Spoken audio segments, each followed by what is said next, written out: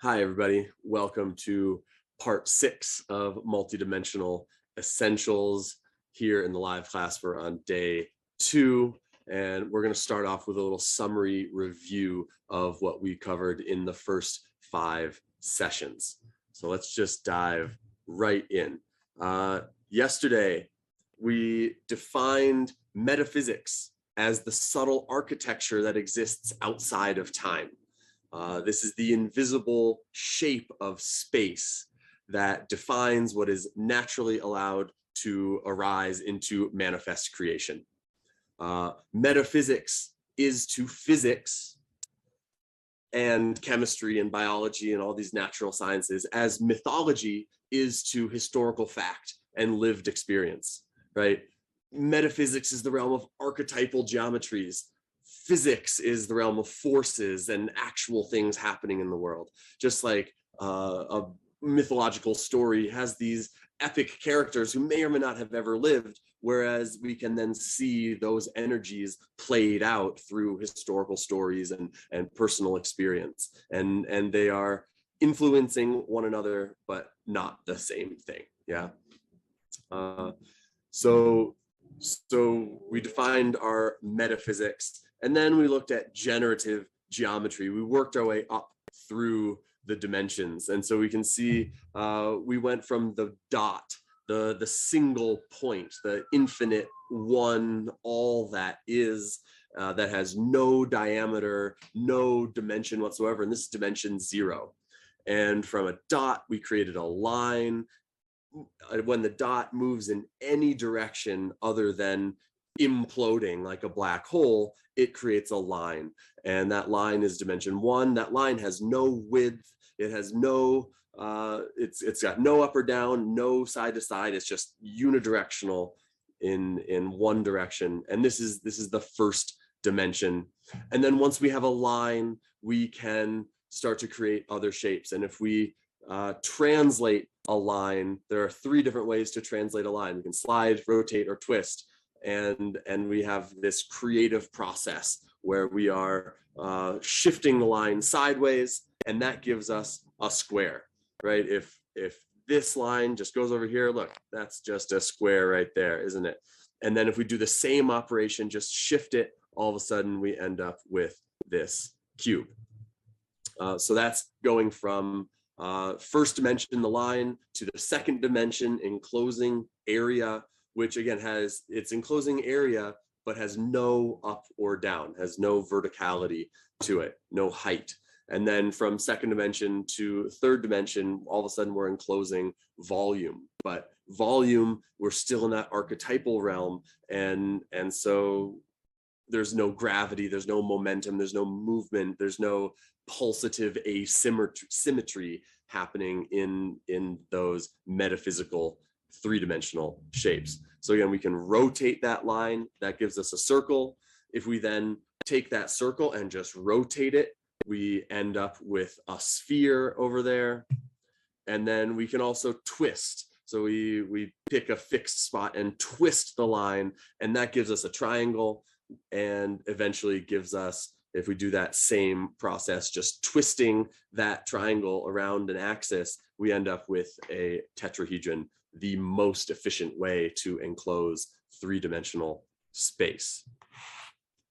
So that's how we worked our way up through the dimensions, or down through the dimensions, depending on how you want to look at it, on a geometrical level. And once we had these 3-dimensional geometries, we looked at the shape of space. So there come all the equal signs. Okay. And okay. All the lines. So the common misconception, the perception that space is empty and there's just empty space between me and you, empty space filling the room, we talked about how that's not quite accurate. That's not quite how it works. And space itself actually has a very precisely defined shape to it. And there are 5 of these regular polyhedra, which are the only 5 possible shapes that meet 2 simple rules, that every face is the same and there are the same number of those faces meeting at every vertex. So for example, we see the tetrahedron, every face is an equilateral triangle, and there are 3 of those triangles meeting at every vertex, every corner. And with octahedron, same thing, triangles, 4 of them meeting at every single corner. With the cube, every face is a square, there are 3 of them meeting at every corner. So these are the only 5 3-dimensional shapes that adhere to those specifications. And we then talked about how they have their paired opposites, and we can link them to elements.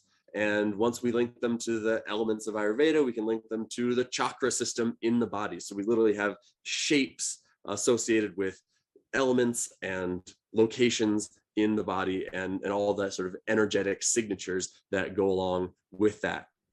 So we have the cube as the earth element at the root chakra, and the cube is the paired opposite with the octahedron.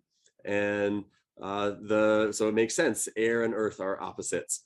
And just like the dodecahedron, the ether element at the throat is the paired opposite with the icosahedron at the navel chakra. These two are ether and water are paired opposite. We talked about the fluid dynamics of outer space and how gravitational waves behave just like an ocean, and bodies moving through outer space give a similar effect as if they're moving through water. So yes, this table we didn't look at, but it's a pretty good summary of the energetics of the dimensions, their association with the 5 platonic solids. And so let's just run through this in a summary way. Dimension 0, that single point, that infinite dot where you can zoom infinitely in and never get to the center. You can zoom infinitely out and never get to the edge. It's like a black hole, always infinitely recursive, folding back in on itself. So this is single pointed type of time. There's actually no time in that zone, because in order to have time, you must have space to move across, and that 0 dimension has no spatial dimension to it. The way of knowing that arises from the dimension 0 is instinctual, instantaneous, no thought, no, not even the distance of a neuronal firing. It's just, and earth element and the vector, the directionality of it is down and in, this collapsing energy, this retractive energy is dimension 0. Then we go to dimension 1, and this is linear time. This is what the modern world mostly focuses on, right? Today is today, and time is moving infinitely out in a straight line in one direction. There's a vector to that, right? A line with an arrow pointing in one direction.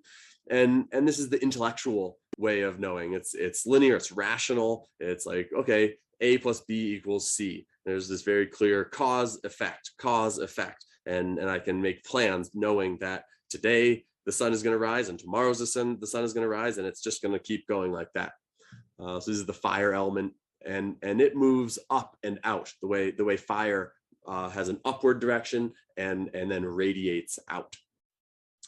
The second dimension, which is our flat plane where all our stories take place, right? Where cartoons take place, and the flat plane of a TV screen even is where all these stories play out. And this is the psycho-emotional realm. This is our feeling self. That second dimension is relational, right? It's about self, other, and observer, and all the stories that play out in the course of the hero's journey. So the way of knowing is our emotional body, our feeling selves. And this is connected to the water element, our best metaphor for the emotional body. We have a well of emotion that rises up, and the way we cry when we're happy or when we're sad, and the ebb and flow of water is a beautiful metaphor for our emotional selves. And this is a circular, cyclical direction. It swirls around. On this horizontal plane, it goes in loops. And in order to break out of those loops, which again, hearing the same story over and over again is so satisfying. It's so pleasing. It's just, we're just on this loop if it's a nice story. But so much of our personal psycho-emotional suffering and collective neuroses, I would say, are sourced from the fact that we're caught in some loops and can't imagine how to get out of it. And so we then need some verticality and to combine the up and out quality of dimension 1 with the circular quality of dimension 2. We end up with dimension 3, which is biological time, which is both linear and circular, right? The moon goes on its cycle every month, the sun goes on its cycle every year, and the sun is zooming through space. So it is going somewhere, but it's also going around in circles. So third dimension is the combination of both those things. And the way of knowing is of integration, right? Where you feel something and then you check it, does it make sense? Is this my feeling? Is this someone else's feeling? What does it mean that I'm feeling this? And you can operate accordingly with the best of the intellect and the emotion.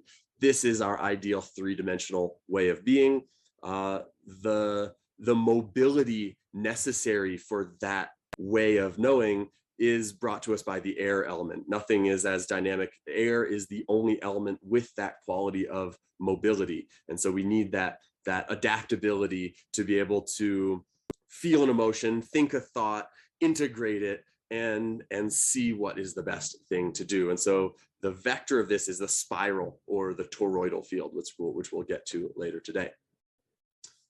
And then there's the fourth dimension, which we didn't really touch upon, and that's the quantum realm, which is intangible. It's a waveform. It's before anything comes into what can be recognized as a particle, a physical form. It's just pure waveform.